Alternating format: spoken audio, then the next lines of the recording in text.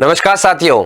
तो आपके लिए एक नई वैकेंसी आई है, मतलब जो स्पेशली अगर कहीं पहले काम कर चुके हैं, और मैं आपको बता दूं बहुत सीधी सी बात है, लैब असिस्टेंट की वैकेंसी है। तो अगर आपने पहले किसी प्राइवेट जॉब में भी अगर लैब असिस्टेंट का काम किया है तो आपके लिए तो हाई प्रोबेबिलिटी है।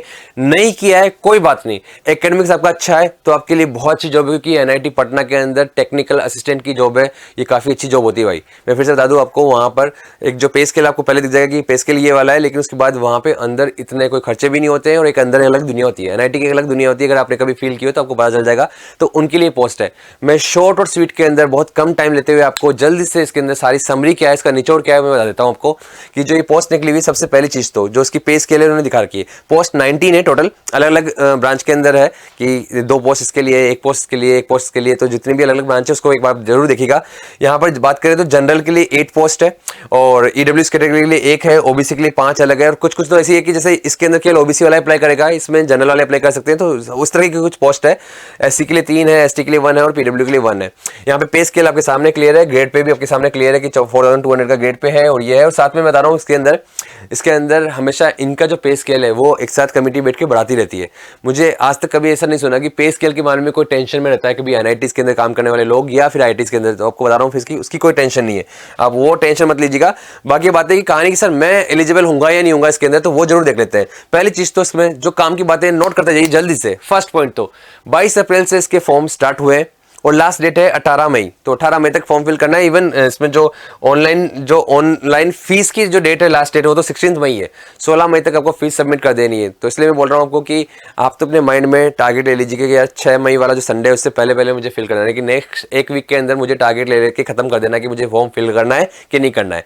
तो उसको आप देख लीजिए। अगर फॉर्म फिल करना है तो जो भी इसके अंदर अटैचमेंट्स लगाने वो मेरे पास है या नहीं है, तो वो सारी चीजें आपको एक बार देख लेनी है। आपको एक बार तो ये पढ़ लेना है, लेकिन मैं समरी बता रहा हूँ ताकि आपको इंटरेस्ट है इसमें कि नहीं है, ये अपने आप डिसाइड कर सकते हैं।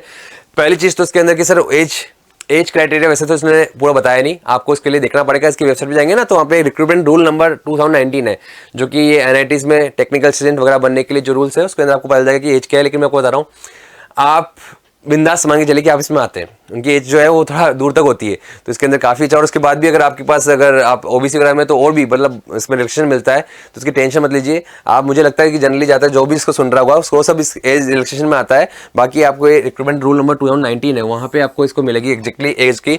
बाकी एज रिलेक्सेशन के मामले में आप देखो कि यहाँ पे अगर आप एनआईटी पटना में काम कर चुके हो किसी भी पोस्ट पे, इवन आपने कॉन्ट्रेक्चुअल बेस पे काम किया हो, टेम्परेरी एडोक लेवल पे कहीं भी काम किया हो आपने, तो 56 साल की मैक्सिमम एज आपकी लिमिट है वहां पे। तो तब तक आप फिर फॉर्म फिल कर सकते हो, यानी कि समझ लो आप यहाँ पे वैसे भी एज का कोई मेन लफड़ा नहीं होने वाला है ना। अब काम की बात समझते हैं कि सर यहाँ पे उसके बाद रिलैक्सेशन भी दे रखा है एज का।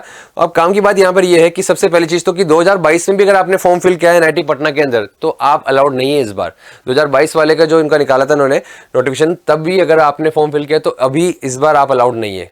जो भी 1 साल पहले अगर आपको रिजेक्ट किया है तो फिर अभी आप वापस नहीं फॉर्म फिल कर सकते, बाकी लोग फॉर्म फिल कर सकते हैं। यहाँ पे जो इसकी वेबसाइट है वो है nitp.ac.in, वहां पर जाकर आप इस फॉर्म को फिल करें तो वहां पे आपको सारी चीजें मिल जाएगी। अब मैं आता हूँ और काम की बात पे कि देखो इसके अंदर जो 10th स्टैंडर्ड आपकी जो एज क्राइटेरिया है उसके लिए इन्होंने जो डेट ऑफ बर्थ है वो 10th स्टैंडर्ड का मांगा है, तो वहां से वो पता लगाएंगे कि आपकी एज बिल्कुल सही मैच कर रही है नहीं कर रही है। बाकी 12th बोर्ड का भी मार्कशीट चाहिए इसके अंदर, हालांकि इन्होंने 12th बोर्ड के लिए कहीं नहीं बोला। ऑब्वियसली आपके या तो डिप्लोमा है या डिग्री है, उसकी कहानी है। डिप्लोमा और डिग्री दोनों ही अलाउड है। सिविल इंजीनियरिंग, मैकेनिकल इंजीनियरिंग में नहीं है। सिविल इंजीनियरिंग, इलेक्ट्रिकल इंजीनियरिंग और electronics and communication engineering, even computer science वाले भी इसमें अलाउड है। तो इसके लिए अलग अलग पोस्ट निकली सब में, वो मैं अभी बताने वाला हूँ जल्दी से। बट अभी मैं बता दूं कि मैकेनिकल इंजीनियरिंग वाला कोई है तो उसके लिए यहाँ पे कुछ भी नहीं मिलने वाला, यहाँ डब्बा खाली है इस टाइम कोई बात नहीं। पर फिलहाल के लिए देखते हैं कि general instruction to the candidate. तो जनरल इंस्ट्रक्शन जो दे रखा है वो देखो, जो भी आप फॉर्म फिल कर रहे हैं, अटैचमेंट लगा रहे हैं, प्रूफ पर आपकी जिम्मेदारी होनी चाहिए। ये सब कुछ आप बहुत ध्यान से लगाएंगे और यहाँ पे जितने भी प्रूफ लेके आ रहे हैं ये कभी भी चेक किए जा सकते हैं। उन्होंने बोला है कि इवन बाद में भी चेक कर सकते हैं, अगर आपके टेन्योर के अंदर भी चेक किए जा सकते हैं। तो ये सब कुछ बातें इसमें, मतलब जितनी पॉइंट्स है ना उन सबकी समरी में बता रहा हूँ तुमको, आप इसको आराम से पढ़िएगा। मैं आपको बस काम की बात बताने वाला हूँ कि इसके अंदर एक तो एक से ज्यादा पोस्ट के लिए आप अप्लाई करें। जैसे इलेक्ट्रिकल इंजीनियरिंग की 2 पोस्ट है, तो दोनों के लिए अगर आप अप्लाई करें तो 2 अलग अलग मेल आईडी बनाएंगे, 2 अलग अलग फीस सबमिट करेंगे और सारे अटैचमेंट दोनों के लिए अलग अलग लाएंगे आप। ठीक है ना, लगा सकते हैं, फॉर्म फिल कर सकते हैं। आप 2 के लिए अप्लाई कर सकते हैं कि यार मेरे को पावर सिस्टम लैब में भी काम करना है या मेरे को इलेक्ट्रिकल मशीन वाली लैब में भी काम करना है। जैसे ईसी के अंदर 3 है, तो अगर आपको तीनों में फॉर्म फिल करना है तो आप लगा सकते हैं, बट तीनों के लिए अलग फीस देनी पड़ेगी और तीनों के लिए अलग अलग मेल आईडी जनरेट करनी होगी। सेम मेल आईडी पे काम नहीं होगा, आपकी मेल आईडी अलग अलग होनी चाहिए। यहाँ पर सर क्या क्राइटेरिया क्या होगा वहाँ पे, तो देखो मैं आपको बताता हूँ। वहाँ पे जाके कुछ टेस्ट होते हैं। सबसे पहले आप देख लेना, रिटर्न और इंटरव्यू तो होता ही है। मतलब रिटर्न के अंदर ये होता है कि सिंपल से आपकी टेक्निकल की चीजें पूछ लेंगे, कुछ आपका काम का एक्सपीरियंस के लिए वो इंटरव्यू ले लेंगे कि हमें कितना एक्सपीरियंस है, क्या क्या चीजें हैं। और अगर थोड़ा ज्यादा है तो उसके लिए मतलब 3-4 तरह के टेस्ट है, ये जो कि क्लियरली करते भी नहीं है। ये उसी टाइम समझ में आएगा कि हाँ ठीक है, अगर आपको ज्यादा लोग हैं तो screening test, written test, skill test भी हो जाएगा कि स्किल कितना अच्छा है। उस स्किल को चेक कर लेंगे कि हाँ भाई इसको काम करना था, लैब में पता है ना कि क्या होता है, आपको ब्रेड बॉडी पता नहीं है। आप बोल रहे हैं कि मैंने लैब में काम किया, आपको पता ही नहीं है, तो आपको सब कुछ पता होना चाहिए। थोड़ा बहुत वो आइडिया ले लेंगे कि आपके पास है। और एमसीक्यू टेस्ट लेंगे, कुछ एमसीक्यू टेस्ट तो जरूर पक्के से होगा। तो वहाँ पे 4 ऑप्शन होंगे, आपको फॉर्म फिल करना होगा, तो वो फॉर्म जरूर फिल करना होगा आपको। मतलब एक टेस्ट पेपर के लिए तैयार रहना होगा। वहाँ पे सब्जेक्ट वाइज टेस्ट तो जरूर वहाँ पे होगा ही होगा। उसके सिवा मैं देखता हूँ कि वहाँ पे इंटरव्यू भी होता है, थोड़ा सा छोटा सा इंटरव्यू होता है, टेंशन लेने की जरूरत नहीं है। मतलब मैं क्या कह रहा हूँ, आप ही तो हैं। अगर किसी लैब में पहले प्राइवेट जॉब में, प्राइवेट कॉलेज में कहीं काम किया है ना, और आप वास्तव में डिग्री या डिप्लोमा वाले जो भी है, मतलब इसमें सीन ये है कि डिग्री और डिप्लोमा दोनों ही फॉर्म फिल कर सकते हैं। कहीं भी ऐसी पोस्ट नहीं कि सिर्फ डिप्लोमा वाले करेंगे या डिग्री वाले करेंगे, तो इसलिए आप इसके लिए टेंशन ना लीजिए ना। अब मैं काम की बात कर रहा हूँ यहाँ पे कि डेट मंथ ईयर सही, ठीक है। ये 30 पॉइंट्स बहुत अच्छे से दे रखे हैं, आपको जरूर पड़ेगा।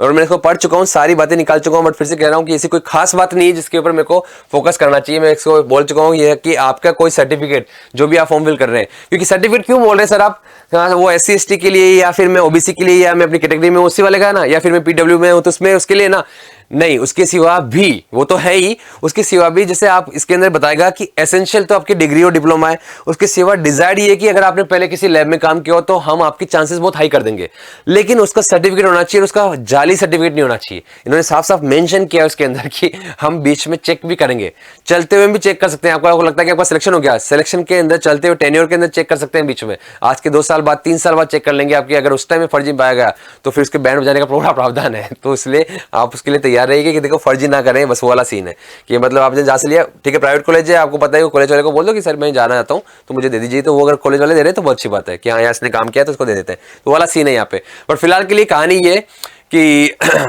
पटना सेंटर, ये NIT पटना के अंदर, सर NIT पटना है तो सर केवल बिहार के लोग अलाउड है क्या? नहीं, सारे आप जहां से भी हैं, आपको पता है IIT और NIT की कहानी है, तो सर तो ये अलग इनकी सेंट्रलाइज यूनिवर्सिटी होती है, तो आप उसके लिए अप्लाई कर सकते हैं। आप किसी भी स्टेट से हैं, आप अप्लाई कर सकते हैं ना। अब आते हैं पोस्ट के लिए कि सर सबसे पहले तो सिविल इंजीनियरिंग के अंदर 2 चीजें हैं, एक तो हैवी स्ट्रक्चर के लिए निकली हुई है और एक रिसोर्स एंड हाइड्रोलिक इंजीनियरिंग के अंदर चाहिए इनको टेक्निकल असिस्टेंट। फिर से बता दूं कि इसमें बीटेक आपका सिविल इंजीनियरिंग में हो या फिर डिप्लोमा सिविल इंजीनियरिंग में हो तो भी चलेगा आपका। ये तो है एसेंशियल कि ये तो होना ही चाहिए, इन दोनों में से कोई एक तो होना ही चाहिए, या तो डिप्लोमा हो या फिर डिग्री हो। एंड डिजायरेबल क्या है कि आपने पहले किसी लैब में काम में किया हो, अगर हैवी स्ट्रक्चर में किया है तो इसमें अप्लाई करोगे तो आपको ज्यादा फायदा मिलेगा। और अगर आपने इसमें काम किया है डिजायरेबल इसमें कि water resource and hydraulic engineering में काम किया है, तो आपको इस लैब के अंदर चांस आपकी ज्यादा मिलेंगे, ऑब्वियसली ज्यादा मिलेंगे कि आपने पहले आपका एक्सपीरियंस भी है, तो बहुत अच्छी बात है। फिर तो किसी प्राइवेट कॉलेज से कहीं से भी है, आपने कहीं भी अगर थोड़ा बहुत एक्सपीरियंस लिया है तो वो यहाँ पे बहुत फायदा करेगा। ऐसे ही अब आता है इलेक्ट्रिकल इंजीनियरिंग में, तो इलेक्ट्रिकल इंजीनियरिंग के अंदर पावर सिस्टम लैब के लिए भी चाहिए इनको और एक मशीन लैब के लिए भी चाहिए इसको। तो यहाँ पर देखिए कि अगर आपके पास BE BTech इलेक्ट्रिकल इंजीनियरिंग में हो या फिर डिप्लोमा आपका इलेक्ट्रिकल इंजीनियरिंग में हो विद एक्सीलेंट एकेडमिक रिकॉर्ड के साथ, तो भी आप इसके फॉर्म को फिल कर सकते हैं। तो यहाँ पावर सिस्टम और यहाँ पर मशीन लैब के अंदर या बेसिक इलेक्ट्रिकल इंजीनियरिंग लैब के अंदर भी आप अप्लाई कर सकते हैं। आपने अपने कॉलेज में लैब को अटेंड की होगी, और अगर आपके पास वहाँ का अगर एक्सपीरियंस है कि हाँ मैंने साल भर काम किया था यार, उसका एक्सपीरियंस भी है, मेरे पास एक्सपीरियंस लेटर भी है, तो फिर बिल्कुल यहाँ पे आपकी बहुत वैल्यू होने वाली है। नाउ नेक्स्ट, अगर आपके पास इलेक्ट्रॉनिक्स एंड कम्युनिकेशन इंजीनियरिंग की है तो आपके पास RF and microwave engineering lab के लिए भी चाहिए यहाँ पर VLSI लैब। मैं तो इवन कहता हूँ कि अगर आप EC के हैं तो आपने कुछ ना कुछ तो काम किया ही होगा VLSI में। तो उन्होंने कहा कि अगर आप HDL लैंग्वेज वगैरह जानते हैं तो बस आप बहुत ज़्यादा हमारे लिए यहाँ पे यूजफुल होने वाले हैं। तो ऑब्वियसली मुझे लगता है कि ये तो करना ही चाहिए, ये तो सीखना भी चाहिए था आदमी को। अगर आप हैं वास्तव में डिग्री या डिप्लोमा है और अगर आप जॉब ढूंढ रहे हैं तो आपको ये थोड़ी बहुत स्किल्स तो रखनी चाहिए और उस स्किल्स का सर्टिफिकेट भी रखना चाहिए। अगर वो है तो आप वास्तव में VLSI के अंदर आप अप्लाई कर सकते हैं, क्योंकि सबसे हाई पेड और बहुत लुक्रेटिव जॉब्स मिलती है यहाँ पर, तो आपको बताइए। और ऐसे ही यहाँ RF एंड माइक्रो इंजीनियरिंग के लिए काफी डिमांड है। तो यहाँ पर फिर से वही कि अगर आपकी B Tech electronics and communication engineering में हो या फिर डिप्लोमा आपका इलेक्ट्रॉनिक्स एंड कम्युनिकेशन इंजीनियरिंग में हो, फर्स्ट क्लास डिप्लोमा हो, अच्छा परसेंटेज हो, तो आप भी अलाउड है बिल्कुल, या फिर डिग्री है तो भी अलाउड है ही। और डिजायरेबल क्या है आपका एक्सपीरियंस, इस पर ध्यान है कि अगर आप ये भी रखते हैं तो बहुत अच्छी बात है, फिर तो आपके चांस बहुत हाई है। नो ठीक है, इसकी जो फीस है आपको बता दी मैंने कि 400 रुपए है इसकी। जनरल लोगों को जो है उनको, जनरल और ओबीसी इनको, ईडब्ल्यूएस वालों को भी 400 रुपए है, एससी एसटी वालों को 200 रुपए का ये फॉर्म है इसको फिल करने का। तो जो इसकी फीस है वो क्लियर आपके सामने। यहाँ पर ईसी वालों के लिए 3 है, तो यानी कि वीएलएसआई भी था, आरएफएन माइक्रो इंजीनियरिंग भी था, और साथ ही साथ एक लास्ट कम्युनिकेशन इंजीनियरिंग के अंदर भी है। Communication engineering and signal processing के अंदर भी इसके अंदर एक पोस्ट खाली है, वहां पर भी बीई बीटेक ईसी वाला चाहिए, डिप्लोमा वाला ईसी में, इलेक्ट्रॉनिक्स एंड कम्युनिकेशन इंजीनियरिंग में चाहिए आपको, ठीक है ना। नाउ यहाँ पे हम बात करें तो माइक्रो प्रोसेसर कंट्रोलर के अंदर भी है, लेकिन यहाँ पर ओबीसी वालों के लिए है। यहाँ पर भी इलेक्ट्रॉनिक्स एंड कम्युनिकेशन इंजीनियरिंग वाले चाहिए, पर ये ओबीसी वाले। तो 3 तो इधर जनरल की कहानी हो रही है और इधर ओबीसी वाली हो रही है। उससे पहले जो थी, अच्छा एक तो पीडब्ल्यूडी की है कम्युनिकेशन इंजीनियरिंग के अंदर, बाकी जनरल के लिए कहानी है, बाकी दोनों में जनरल, वीएलएसआई में और जो माइक्रोवेव इंजीनियरिंग है उसमें जनरल की कहानी है।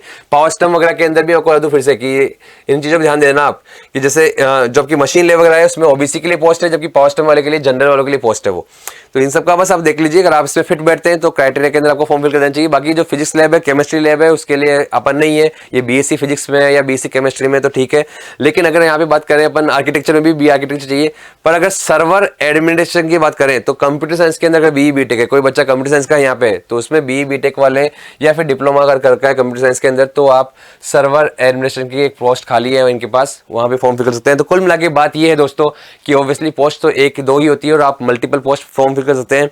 कि मुझे लगता है कि मैं इलेक्ट्रिकल इंजीनियरिंग का हूं तो मैं दोनों में कर देता हूं, कि मैं इसमें भी आ रहा हूं और इसमें भी क्राइटेरिया फिल कर सकता हूं, तो वो अच्छी बात है। एसी का हूं तो मैं कर सकता हूं, लेकिन फिर से कह रहा हूं कि या तो अगर आपके पास कोई एक्सपीरियंस सर्टिफिकेट है तो ज्यादा फायदा होगा, और नहीं है तो कोई बात नहीं, आप अपना अप्लाई करिए। आपके बस वो जो स्किल टेस्ट है वो चेक कर लेंगे कि अगर आपने वहां पे जब काम किया था आपको पता है कि लैब में क्या काम होता है, तो भी आप यहाँ पे अलाउड हो। अगर आप यहाँ पे क्रैक कर देते हैं तो वास्तव में कह रहा हूँ बहुत पीसफुल और बहुत अच्छी जॉब होती है ये भी। तो इसके लिए आप जरूर अपने आप को तैयार कर ले। और अगर आप ऐसा नहीं है तो अगर आपको लगता है कि कोई आपका आसपास का दोस्त है तो उस तक ये बात पहुंचाए, क्योंकि याद रखना दोस्तों, पॉजिटिविटी जितना आप बाहर फैलाओगे उतनी रिफ्लेक्ट होकर वापस आएगी।